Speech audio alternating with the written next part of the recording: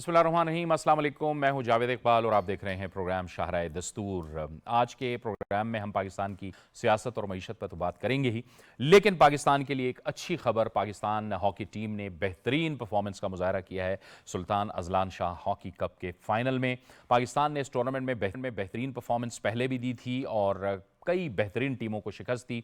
Final में पहुंचे, Japan के साथ ज़बरदस्त एक मुकाबला किया, लेकिन पाकिस्तान की टीम हार गई। बहरहाल सिल्वर मेडल पाकिस्तान को मिला, लेकिन एक अरसे बाद यानी 13 साल बाद एक तो Pakistan Sultan Azlan Shah hockey cup के फाइनल में पहुंचा था और फिर हमने देखा कि एक बेहतरीन परफॉर्मेंस उन्होंने दी है। पाकिस्तानी टीम को हम मुबारकबाद पेश करते हैं। वज़ीर आज़म मियां शहबाज शरीफ साहब ने भी पाकिस्तान की हॉकी टीम को भरपूर मुकाबले पर और बेहतरीन परफॉर्मेंस पर मुबारकबाद दी है। तो ये एक अच्छी खबर थी।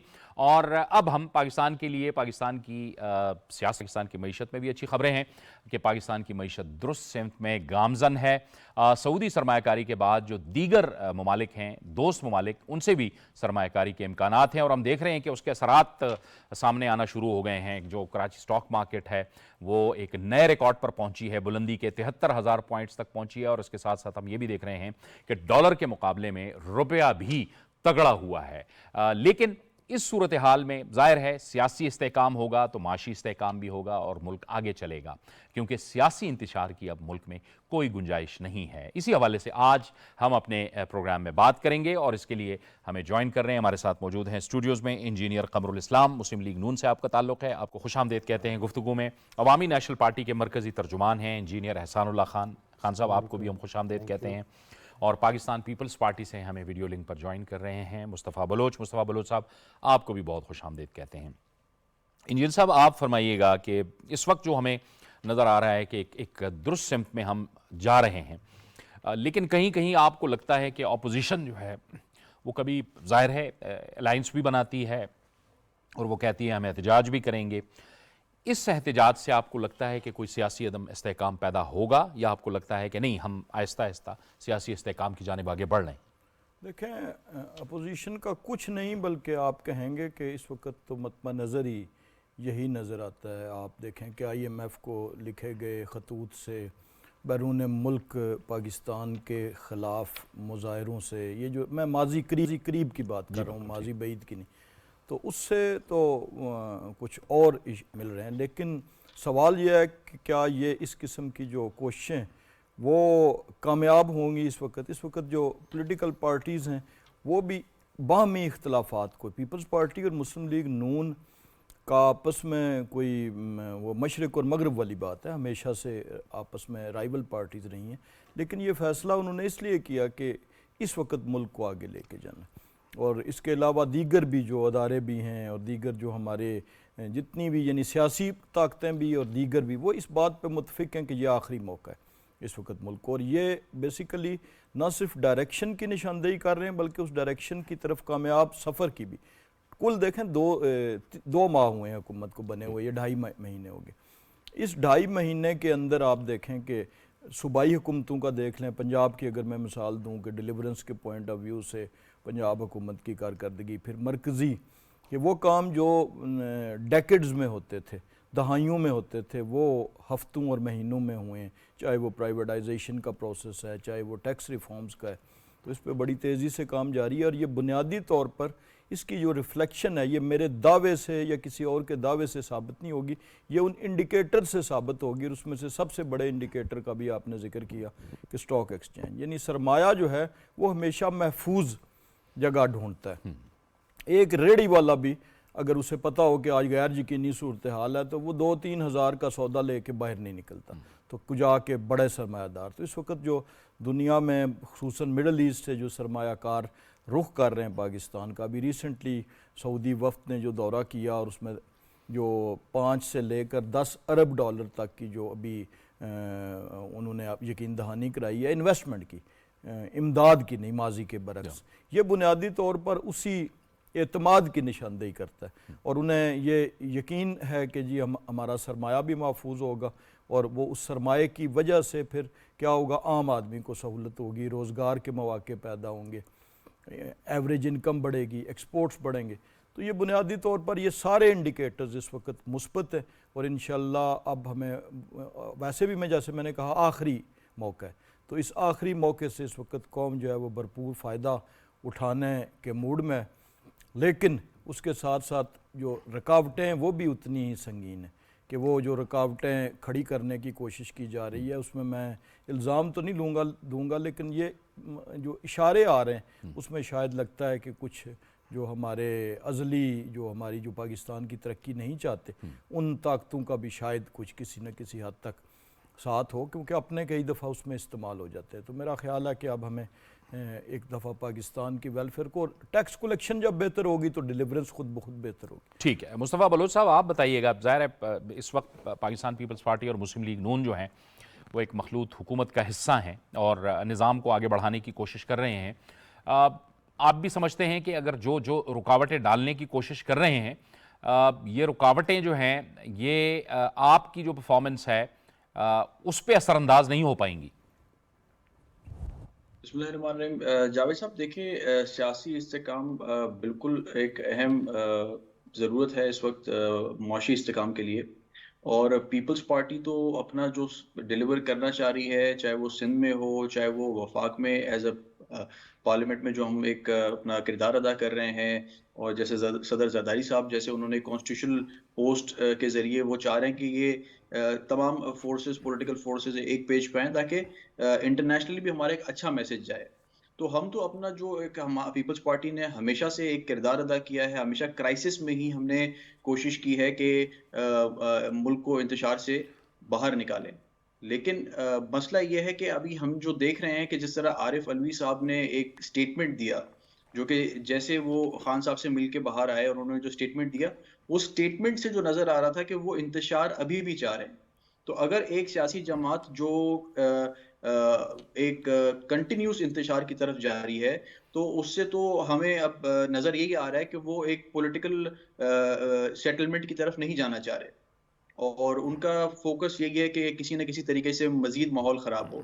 तो हमने सिंध में बड़ी कोशिश की है कि हम एक पॉजिटिव तरीके से जो है वो एक जो डेवलपमेंट का काम है, जो एक आवाम की खिदमत करने का काम है, उसको हमने जैसे अभी रिसेंटली हमारी हेल्थ मिनिस्टर सिंध की अज़रा पेचो साहिबा हैं, उन्होंने फ्री ऑफ कॉस्ट जो है वो जितने भी टेस्ट होते हैं, ब्लड टेस्ट वगैरह जितने भी टेस्ट होते हैं, government institute of medical sciences पे फ्री कर दिया है टोटल, मतलब वहाँ पे कोई चार्ज नहीं होगा, इट्स फ्री ऑफ कॉस्ट। उसके अलावा एक उन्होंने एक नई टेक्नोलॉजी इंट्रोड्यूस कराई है NICVT में, वो भी एक स्टेट ऑफ आर्ट टेक्नोलॉजी है कार्डियोवैस्कुलर डिजीज के लिए। तो कहने का मकसद है हम अपना जो एक किरदार है, अपना जो काम है, जो एक प्रोग्रेस की तरफ ले जाना चाह रहे हैं, वो तो हम कर रहे हैं, और हम देख रहे हैं कि PMLN भी एक मुस्बत किरदार अदा कर रही है। लेकिन अगर बाकी दीगर सियासी जमातें भी इसमें अपना रोल अदा करें, उनको मौका मिला है, KPK में PTI को एक मौका मिला है, वो अपना अगर किरदार अदा करें तो उसमें मुल्क के लिए बेहतर होगा। ठीक। एहसानुल्लाह खान साहब आप बताइए, आपकी जमात ने हाल ही में बल्कि पिछले इतवार को इलेक्शंस करवाए हैं और बड़े नए लोग आप जैसे लोग जो हैं वो अब पार्टी का जो है फेस बने हैं। इलेक्शन के हवाले से आपके भी बड़े तहफ़्फ़ुज़ात हैं खैबर पख्तूनख्वा के अंदर भी, और हमने देखा था कि बड़ी एक एग्रेसिव किस्म की आपने एक पोजीशन ली हुई है। ये जो नए इंतखाबात हुए हैं, आप बताइएगा कि इसकी आपकी पार्टी की जो सियासत है इस पर क्या असर पड़ेगा? बाद में तो हम सियासत पे भी बात करेंगे, लेकिन क्या आपका एक स्ट्रेटजी होगी आने वाले दिनों में? बहुत शुक्रिया जावेद साहब। जो आपने बात की कि हमारे पार्टी के इंतखाबात, तो ये तो एक तसलसल है, हमने कभी भी ऐसा नहीं हुआ। और चूँकि हमारे इंतखाबात एक जेन्युइन प्रोसेस होता है, उसमें UC से लेकर मरकज़ी सतह तक वाकई इलेक्शन होते हैं और उसमें पार्टिसिपेशन होती है, तो इसलिए उस पर वक्त भी लगता है और हम हमेशा कराते रहें। जहाँ तक बात थी कि एक एग्रेसिव स्टांस, कोई एग्रेसिव स्टांस नहीं लिया। हमने वही बात की जो आइन कहता है, हमने वही बात की जो एक उसूल की बात है, और 80 बरस से हम यही बात कर रहे हैं इस मुल्क में तकरीबन कम बेश। हम जमहूरियत के साथ खड़े होते हैं और उसकी हमें सज़ा मिलती है। आज भी हम ये कहते हैं कि आप क्या चाहते हैं। हसन, आप 1973 के आइन के ऊपर जब हम उस पार्लियामान में मौजूद थे तो हमने डिलीवर किया, वो आइन वजूद में आया, पीपल्स पार्टी के साथ मिलकर हमने वो आइन बनाया। 2008 में जब हम पावर में आए तो इस मुल्क में सूबों को खुद मुख्तारी के लिए 18वीं तरमीम पीपल्स पार्टी के साथ मिलकर हमने उसको पास करवाया। अब जब हमें मुसलसल दीवार से लगाया जाता है और हमें ये कहा जाता है या हमें ये पैगाम दिया जा रहा है कि शायद हमें पार्लिमानी सियासत तर्क करनी पड़े। तो अगर हम पार्लिमानी सियासत तर्क करेंगे और जो नया रास्ता इख्तियार करेंगे, क्या वो सबके मफाद में होगा, इस मुल्क के मफाद में होगा? क्या ये सोचना ज़रूरी नहीं है? एक तरफ आप कहते हैं कि एक पार्टी है जो पूरा एक तहरीक इंतशार है, इस दफ़ा जो इंतखाबात में इल्ज़ामात लगे, जो पैसों की बात की गई और जिस तरह के इल्ज़ामात सामने आए हैं, क्या इसके हम मुतहम्मिल हो सकते हैं? तो हम ये मुतालबा करते हैं और बार बार ये कहते हैं, इसमें कोई एग्रेशन नहीं है, हम सिर्फ ये बात कर रहे हैं कि आईनी दायरे में सबको जाना पड़ेगा। सियासत वालों को भी आइन के दायरे तक रहना पड़ेगा, किसी की तरफ देखना नहीं होगा, किसी गेट की तरफ नहीं देखना पड़ेगा, किसी बल्कि आवाम की तरफ देखना, आवाम की तरफ देखना और पड़ेगा। आवाम से अगर हमें सपोर्ट मिलेगी तो हम इस मुल्क को आगे बढ़ा सकते हैं। इस मुल्क के सियासतदान जो हैं वो कमज़ोर नहीं हैं, नाकाम भी नहीं हैं, लेकिन सवाल ये है कि जब चलते हुए निज़ाम आप उनमें मुदाखलत करते हैं और उनको चलता कर देते हैं और फिर मुल्क पीछे चला जाता है। आप 2017 से आज की तारीख में आप पीछे गए या आगे आए हैं, तो उसके जिम्मेदारी क्या फिक्स करनी पड़ेगी कि नहीं करनी पड़ेगी? ये कमरुल इस्लाम साहब, जाहिर है इस वक्त जो एक ऑपोजिशन है उसमें आप लोगों को सामना है दो किस्म की ऑपोजिशन का। एक तरफ हम देखते हैं कि जमीयत उलमा इस्लाम है, अवामी नेशनल पार्टी है, दूसरी तरफ जो है वो तहरीक इंसाफ कम सुन्नी इत्तेहाद काउंसिल है। ये वो जमातें हैं, अवामी नेशनल पार्टी, JUI, जिन्होंने सारी उम्र आइन और क़ानून का साथ दिया है। दूसरी तरफ वो जमाते हैं कि वो हम देखते हैं कि वो इतने जारहाना हो जाते हैं कि वो फिर रियासत के लिए भी और हुकूमत के लिए तो मसला बनते ही हैं, लेकिन रियासत के लिए भी फिर एक बड़ा चैलेंज बन जाते हैं। कोई रास्ता तो होगा कि जिसकी बुनियाद पे इन जमातों को भी आप अपने साथ लें? देखिए, रास्ता बड़ा वाज़ेह है कि एक तरफ वो जमातें हैं जो बातचीत का रास्ता इख्तियार करने पर आमादा भी हैं और उन्होंने माजी में ये साबित भी किया है कि हमेशा उन्होंने डायलॉग किया है। मैं ANP की मिसाल अगर आपको दूँ कि वो मुख्तलिफ़ जमातों के इत्तेहादी भी रहे हैं मुख्तलिफ़ अदवार में, कभी पीपल्स पार्टी के रहे हैं, आपके साथ रहे हो, कभी मुस्लिम लीग नून के साथ रहे हैं। तो उन्होंने हमेशा बातचीत की, डायलॉग की बात की और बातचीत हो सकती है। इलेक्शन की रिजर्वेशंस अपनी जगह ये हमेशा होती रही हैं सारी बातें, लेकिन ये कहना कि मैं ना मानूं या मैं नहीं तो कुछ भी नहीं, या मतलब सबसे पहले जो है वो कोई शख्सियत और फिर पाकिस्तान, तो ये उससे हमें इख्तलाफ ज़रूर है। लेकिन उनको भी हम यही कह रहे हैं कि आइए बातचीत करें। हुकूमत बनाने की ऑफ़र की, अभी बार बार कहा, उस वक़्त कहा जब हम अपोजिशन में थे, हमारे साथ हमारा ख्याल था कि वही कुछ हुआ है जो आज वो इल्ज़ाम लगा रहे हैं। तब भी हमने उन्हें कहा था कि आप प्राइम मिनिस्टर बन गए, आपकी हुकूमत बन गई, आइए आप मिसा के मईशत करें। रिकॉर्ड पे, असम्बली पे शहबाज शरीफ साहब ने भी कहा, बिलावल भुट्टो साहब ने भी कहा कि हम आपके पीछे खड़े हैं तो आप आएँ। तो इसलिए ये दो, वाकई आपकी बात दुरुस्त है कि दो डिफरेंट एक ब्रीड्स हैं।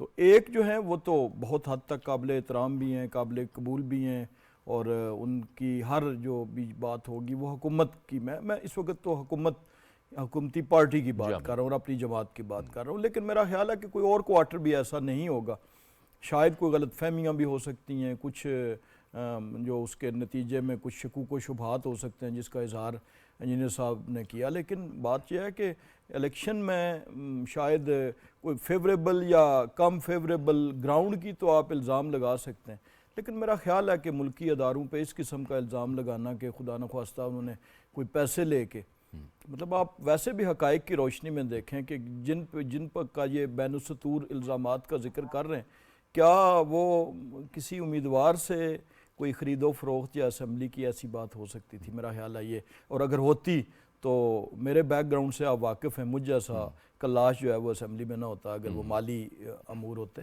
तो बहरहाल ये छोटी मोटी ऐसी चीज़ें ज़रूर हैं, लेकिन इस कमेंट पे मैं समझता हूँ कि ये ज़रा ज़्यादा। अभी प्रोग्राम से पहले भी एहसास साहब यही जिक्र कर रहे थे कि इंजीनियर साहब जो हैं वो बड़े एक जेन्युइन जो है पॉलिटिकल वर्कर हैं और उन्होंने भुगता भी है, ये हमने देखा है।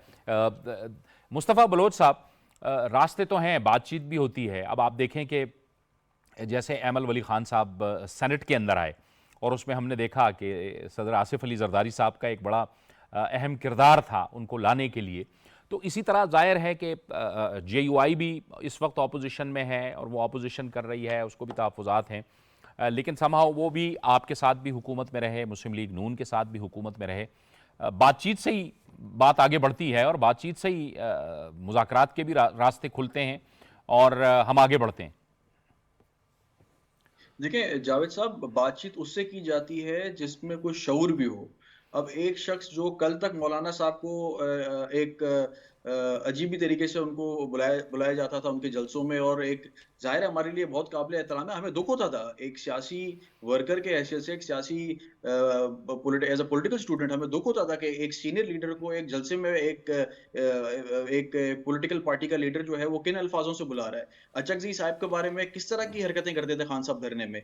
तो खान साहब का आज नैरेटिव बदल गया है। आज उनको लग रहा है कि मौलाना साहब बेहतर हो गए हैं, आज वो उसूल परस्त हो गए हैं, क्योंकि शायद उनका जो है वो सोच है वो खान साहब से मैच कर रहा है। अचकज़ई साहब उनके प्रेसिडेंट के कैंडिडेट बन जाते हैं, और तो मतलब लेकिन नून लीग से नहीं मिल सकते, पीपल्स पार्टी से उनको एतराज है। ये चीजें हमें समझ नहीं आ रही। देखिए जावेद साहब, बात ये है कि अगर तो आपको कुछ ना मिला होता तो बात समझ आती। 90 प्लस सीटें आपको मिल गई हैं इस सिचुएशन में भी। 9 मई को साल भी नहीं हुआ था और इनको 90 प्लस सीटें, इनको इनके हिसाब से तो इनको उससे ज्यादा मिली हैं, लेकिन चले 90 सीट्स तो इनको जो ऑन ग्राउंड नजर आ रही है हमें पार्लियामेंट में, 90 सीट्स के साथ इनको एक सूबे में 2/3 मेजोरिटी के साथ हुकूमत मिल गई है। What else they want? हमें ये समझ नहीं आता। आज गंडापुर साहब के स्टेटमेंट सुन के मुझे यकीन नहीं आ रहा था कि ये शख्स एक चीफ मिनिस्टर है सूबे का, जो सिटिंग गवर्नर को, जो एक कानूनी हैसियत से कुंडी साहब गवर्नर अपॉइंट हुए हैं, ये उनके बारे में जो अल्फाज इस्तेमाल किए मैं तो रिपीट नहीं कर सकता शो पे आपके। तो एक कॉन्स्टिट्यूशनल ओहदे की आप उस इंसान की बेइज्जती नहीं कर रहे, आप उस कॉन्स्टिट्यूशनल ओहदे की बेइज्जती कर रहे हैं। तो हु इज गंडापुर के वो बैठ के एक इलेक्टेड, एक नॉमिनेटेड गवर्नर को, कॉन्स्टिट्यूशनली नॉमिनेटेड गवर्नर को वो इस तरह ह्यूमिलेट कर रहा है। वो कह रहा है कि मैं उसको गवर्नर हाउस से निकाल के एनेक्सी में भेज दूंगा। तो ये तो गुंडागर्दी वाली सियासत है ना। एक चीफ मिनिस्टर अगर ये वाली मेंटेलिटी रखेगा तो आगे से क्या रिएक्शन नहीं आएगा? क्या ये चीज नीचे पॉलिटिकल वर्कर्स में एक डाइल्यूट नहीं होगी? क्या आपस में वर्कर्स में इख्तलाफात नहीं होंगे? क्या हम दोबारा वही 2013-14 की सियासत में जाना चाह रहे हैं? अब बात यह है कि जब लीडरशिप ही ऐसी हो तो फिर चीफ मिनिस्टर भी ऐसी ही निकलेगा। हमें तो इस बात का दुख है कि इनको इतना सेंस होना चाहिए था कि इनको एक एक एक एक स्मूथली एक सूबे में गवर्नमेंट मिल गई, इनको बाकी जगहों पे नुमाइंदगी मिल गई है। आज भी इनका जो है वो रवैया ऐसा है। आरिफ अलवी साहब को अभी सदारत से उतरे हुए कुछ महीने भी नहीं हुए हैं, उनका आप प्रेस कॉन्फ्रेंस में टोन देखते, वो तो ऐसे बात कर रहे हैं जैसे पता नहीं क्या हो गया है।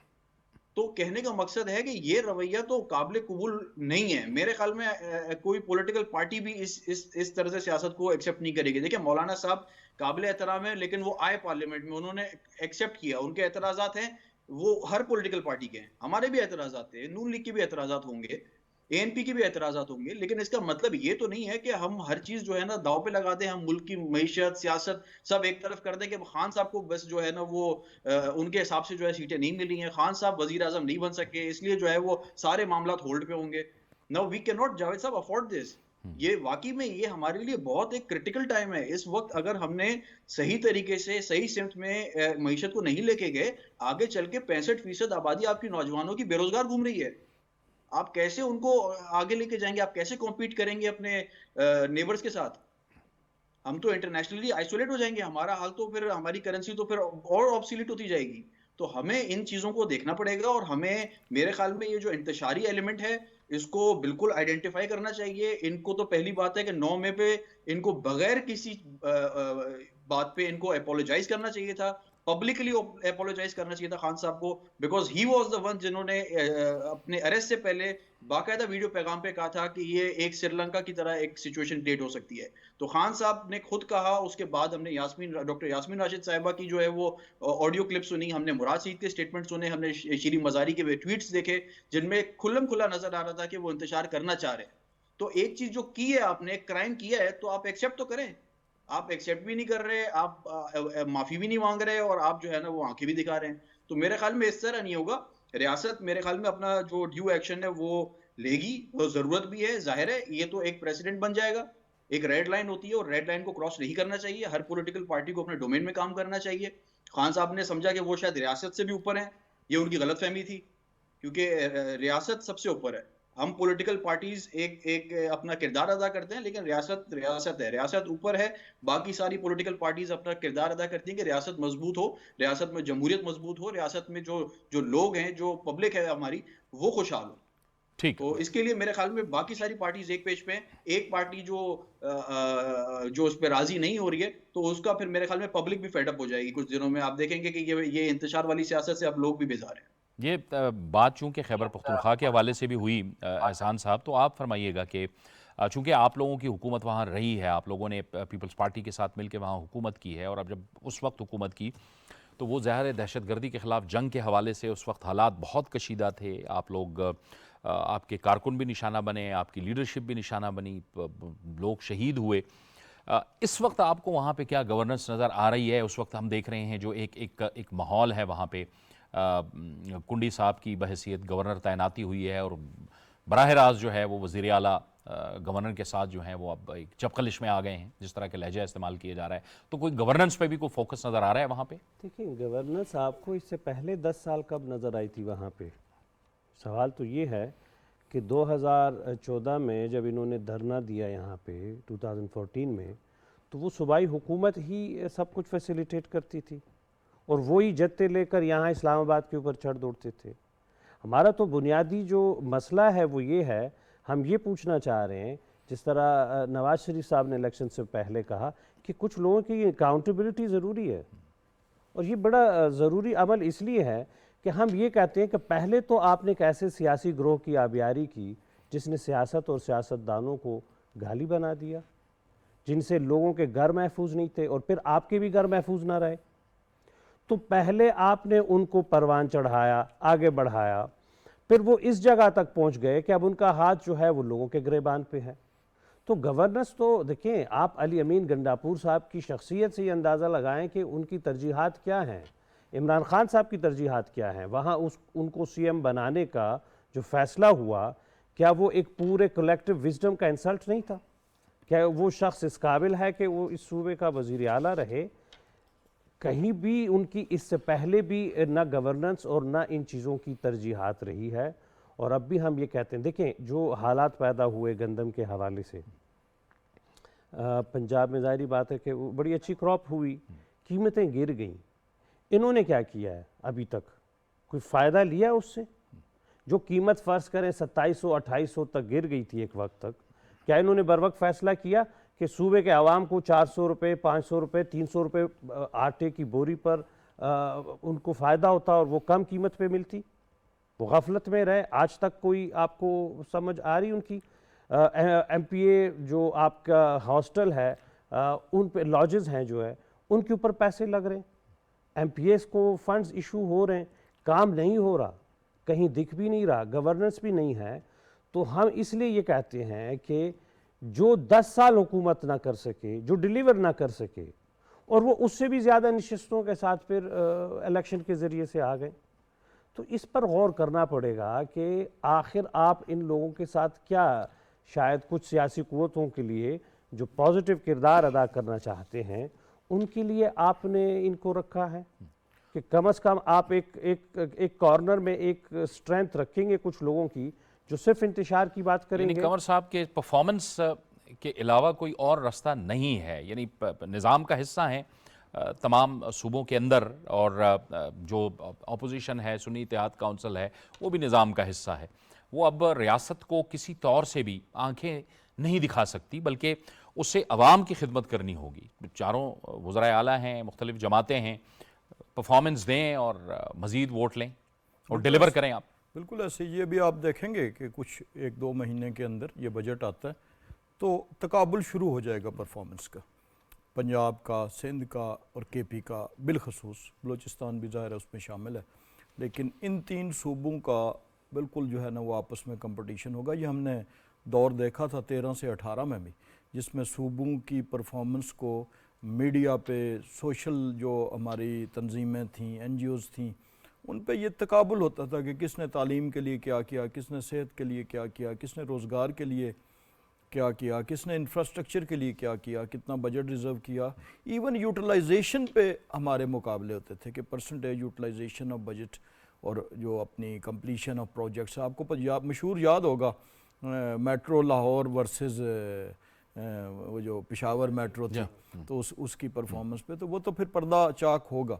लेकिन दूसरी बात जो अभी एहसान भाई ने कही वो बहुत अहम है, वो ये है कि ये लोग अभी जब ये असम्बलियों में 1-2 सेशन तो हो गए, चलो अभी मुबारक सलामत चल रही थी, अब जब ये वापस जाएंगे अपने हलकों में तो वो उनसे पूछेंगे ना, लोगों के मसाइल हैं, वो उनसे रोज़गार के बारे में पूछेंगे, वो उनसे डेवलपमेंट के प्रोजेक्ट्स के बारे में, मेगा प्रोजेक्ट्स के बारे में पूछेंगे, और ये सवाल शुरू हो जाएगा। और ये सवाल मैं समझता हूँ कि इस प्लेटफॉर्म से उसे इनिशिएट होना चाहिए मीडिया के, कि आपने हमारी नुमाइंदगी करते हुए यानी हल्के के लोग ये सवाल करें भाई क्या किया, मतलब मुल्की लेवल पे क्या किया, क्या यानी गाली गलोच किसी लीडर को तो पसंद हो सकती है, चाहे वो कोई वज़ीर आला इस किस्म की ज़ुबान इस्तेमाल कर रहा है या कोई और लीडर। देखें बदकिस्मती की सवाल है कि एक लीडर बहुत मशहूर हुए, फिर उनको अब उस पार्टी से निकाल भी दिया गया, तो वो उनकी वजह शोहरत अगर पूछे तो वो एक ऐसा जुमला है जो शायद मैं भी यहाँ पे अदा नहीं कर सकता।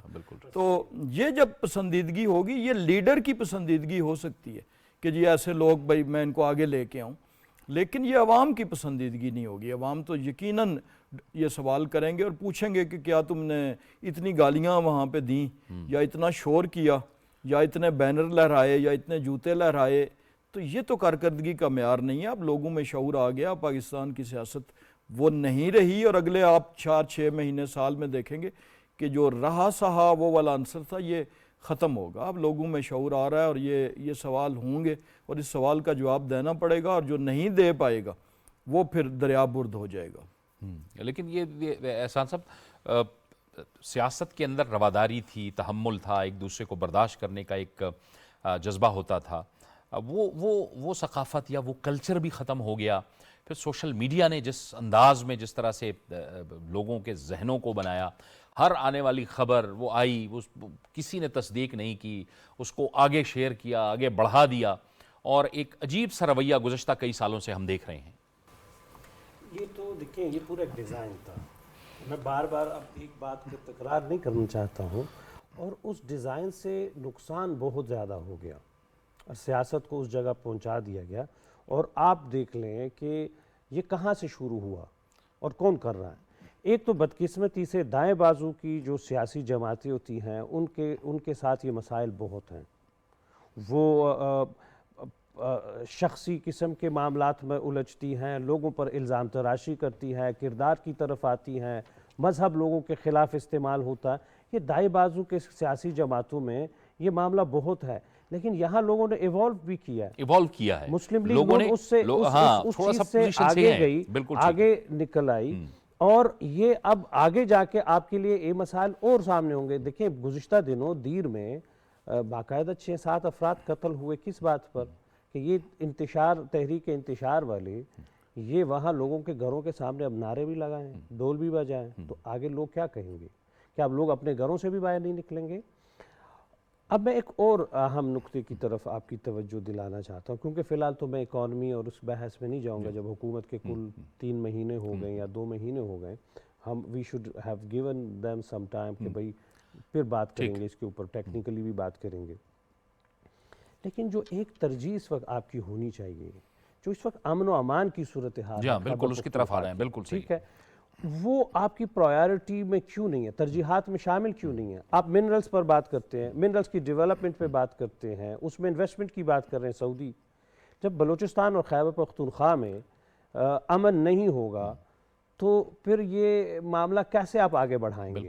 देखिए, और अमन क्यों नहीं है उसके लिए भी ये पार्टी जो है और उनकी लीडरशिप और कुछ और शख्सियात जिनका वज़ीर दिफा साहब ने नाम भी लिया, वो जिम्मेदार हैं।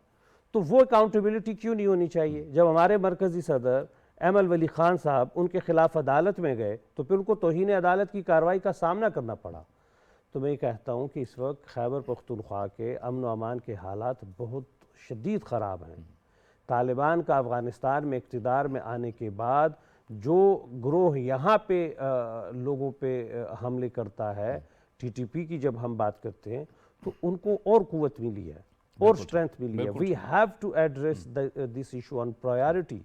अगर हम नहीं करेंगे और हम उस तरफ अपनी आंखें बंद करेंगे तो कैसे आप एक इकोनॉमी में आगे बढ़ सकते हैं? बिल्कुल क्योंकि मिनरल्स आपका, और अगर दूसरी भी चीज़ें हैं तो खैबर पख्तूनख्वा और बलूचिस्तान है, ठीक है, एग्रीकल्चर में आप पंजाब में काम कर लेंगे, सिंध में काम कर लेंगे, नो डाउट, लेकिन मिनरल्स के अंदर जब आप इतना आप देखें ना, SIFC का जो इनिशिएटिव है उसमें बुनियादी चीज़ आपने ये रखी है, IT भी रखी, मिनरल्स भी रखे, एग्रीकल्चर भी रखा। जब आप मिनरल्स आपका एक कोर एक प्रोडक्ट है उसके अंदर, तो वो जिन इलाकों में आपने एक्सप्लोर करना है वहाँ जब अमन नहीं होगा और उसके लिए आपकी तरजीहात नहीं है, कहीं पे भी नज़र नहीं आ रही, पॉलिटिकल इनिशिएटिव जो है वो नज़र नहीं आ रहा, हमने तो उसको भुगता है और हम नजरियाती तौर पर उसके सामने पहले भी खड़े थे, आज भी खड़े हैं। बिल्कुल ठीक। क्योंकि हमारा उन लोगों के साथ जो है वो कोई ज़ाती मसला नहीं है, हमारा नजरियाती मसला है कि वो लोगों पर एक ऐसा नज़रिया थोपना चाहते हैं जबर के ज़रिए से कि लोग जो हैं वो अपनी ज़िंदगी अपनी मर्ज़ी के साथ एक आइनी फ्रेमवर्क के अंदर न गुजार सके, बल्कि अफ़गानिस्तान के अंदर आप देखें ख़वातीन तालीम से महरूम हो गई, वज़ीरिस्तान में पे दर पे प्राइवेट लड़कियों के स्कूलों को बमों से उड़ाया गया। बिल्कुल। और ये इतनी बड़ी बात थी कि पूरे मीडिया को सब कुछ पीछे छोड़कर, हुकूमत को सब कुछ पीछे छोड़कर इस बात पर एक्शन लेना चाहिए था कि ये छोटी बच्चियों का स्कूल जो है वो क्यों बमों से उड़ाया गया। ये लेकिन क्या आपने इसको नोटिस किया? ठीक, बिल्कुल ठीक। मुस्तफा बलोच साहब, आपने देखा कि सानिया APS जब हुआ तो तमाम सियासी क़ुव्वतें इकट्ठी हुई, एक टेबल पे बैठी और एक नेशनल एक्शन प्लान बना। इस वक्त जो एक लॉ एंड ऑर्डर की सिचुएशन है हम देख रहे हैं बलूचिस्तान के अंदर, खैबर पख्तूनख्वा के अंदर, जिसकी तरफ इंजीनियर साहब ने भी इशारा किया, अब दोबारा से जाहिर है वो तमाम मुखालिफिन भी थे, वो भी इकट्ठे बैठ गए। तो हमें ज़रूरत है इस बात की कि और जाहिर है हुकूमत पे ज़्यादा जिम्मेदारी बनती है कि वो अपोजिशन को भी बिठाए और इस मामले को भी सबसे पहले तरजीही बुनियादों पर एड्रेस किया जाए, क्योंकि हम देख रहे हैं कि इस वक्त इन्वेस्टमेंट का माहौल तो बन गया है, आ रही है, मुल्क जो है वो आगे जाएगा। जावेद साहब, अगर आपका इशारा इस तरफ है कि PTI इस चीज पे एक पेज पे आएगी, मुझे नहीं लगता। जो रिस्पॉन्स वो दे रहे हैं उनका कोई इंटरेस्ट नहीं है कि मुल्क के अंदर स्टेबिलिटी आए, किसी भी तरीके की पॉलिटिकल हो, चाहे वो अमन अमान के हवाले से हो। तो अगर हमने अपना टाइम उनके साथ इसी चक्कर में वेस्ट किया तो मेरे ख्याल में कोई नतीजा नहीं निकलेगा। उससे बेहतर है कि जो पार्लियामेंट में जिस तरह एक यूनिटी नजर आ रही है पीपल्स पार्टी की PMLN के साथ और दीगर दोस्तों के साथ, तो मिल के एक पॉलिसी बनाएं और उसमें जाहिर है जो रियासती इदारे वो एक सेम पेज पे होके इस पे एक मुस्बत एक इकदाम करेंगे। लेकिन देखें जावेद साहब, पीपल्स पार्टी 2008 के इलेक्शन से पहले हमारी कायद को शहीद कर दिया गया। हमारी पार्टी के साथ इतना बड़ा सानिया हुआ कि इलेक्शन से एन पहले हमारी लीडरशिप को शहीद किया जाता है और हमारे पास वक्त भी नहीं होता इलेक्शन लड़ने का, पूरी पार्टी का सिस्टम डिस्टेबलाइज हो जाता है। लेकिन हम इलेक्शन में आते हैं और इलेक्शन लड़ते हैं और इलेक्शन लड़ने के बाद हमारी कई सीटों पे एतराजात होते हैं। हमें पंजाब में कई सीटें लूज कराई गई, हमारी कराची में कई सीटें लूज कराई गई। मेरे वाले साहब 62,000 वोट लिए उन्होंने, कराची से उनको हराया गया।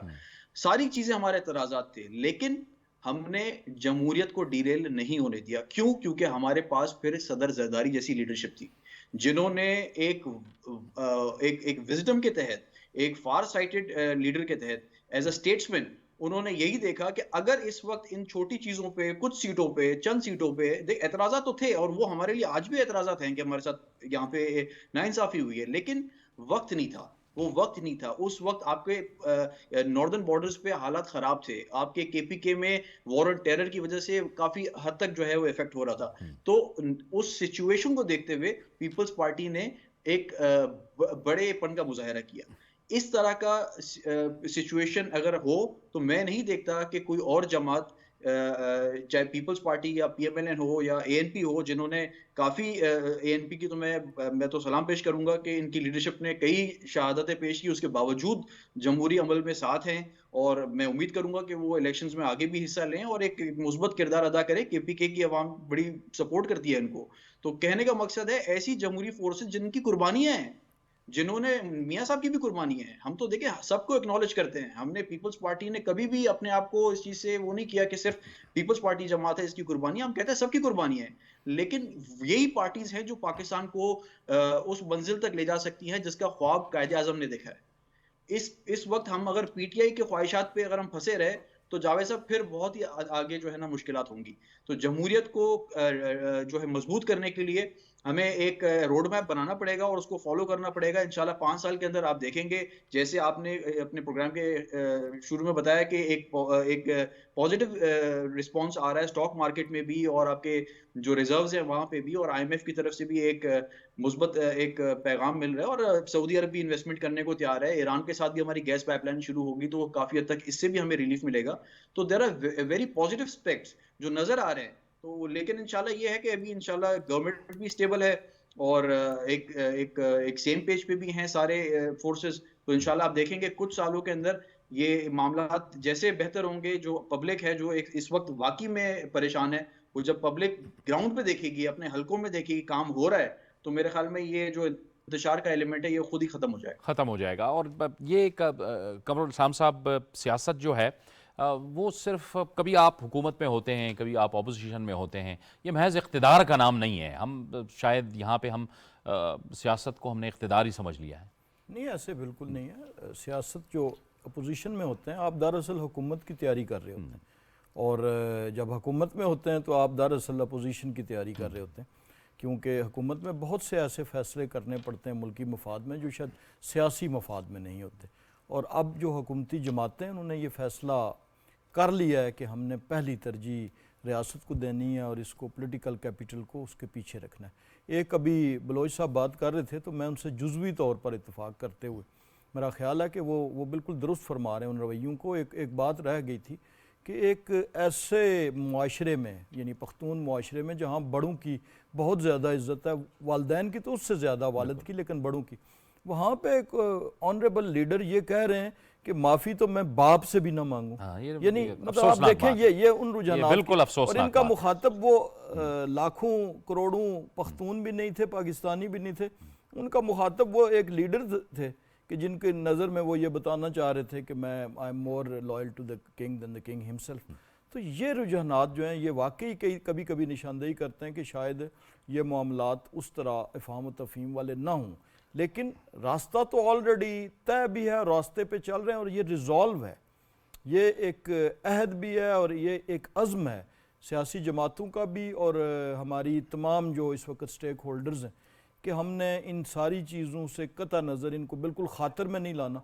और ये दरअसल ये जो अभी एतमाद हुआ है इन्वेस्टमेंट पे, और जो आप स्टॉक एक्सचेंज या इवन करेंसी, गैर यकीनी हालात में कभी भी किसी मुल्क की करेंसी स्टेबल नहीं रह सकती। आपने देखा माजी में अभी पिछले 2 साल में क्या हुआ, किस तरह पाकिस्तानी रुपया गिर रहा था। तो ये खड़ा होना इन दोनों चीज़ों का, ये दरअसल उस अज़्म और उस रिजॉल्व का नतीजा है कि जब इन्वेस्टर्स को भी पता है कि अब ये सफ़र रुकने वाला नहीं, अब ये मुल्क इंशाल्लाह तरक्की करेगा, और इस रिजॉल्व की बुनियाद पे।